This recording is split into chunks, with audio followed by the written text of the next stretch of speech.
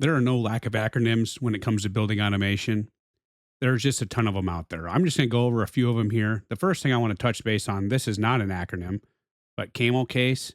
You can see how the first letter is capitalized and then there's no space here and then you have case. Or it could be the first letter is capitalized in each word and there's no space. This is something that you end up using when you're naming points and things and controllers because you only get so many characters. And this allows you to more identify what that point is and not waste the space because that counts as a character against you. So if you only get 16 characters and you have four words, well, you'd lose four spaces right away if you have a space in between each word. Now, if we get to the acronyms, you can have BAS, which stands for Building Automation System.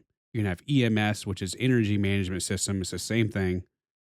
On the controller level, you're going to hear AI, so analog inputs, think temperature sensors, binary inputs. So those would just think of like a normally closed pressure switch.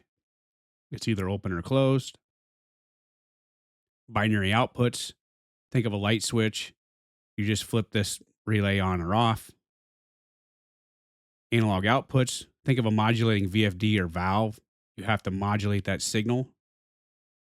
You can have on the air handlers, you're going to have a bunch of different acronyms. So OAT would be outdoor air temperature, MAT would be mixed air temperature, RAT would be return air temperature, CWV would be chilled water valve, HWV is hot water valve.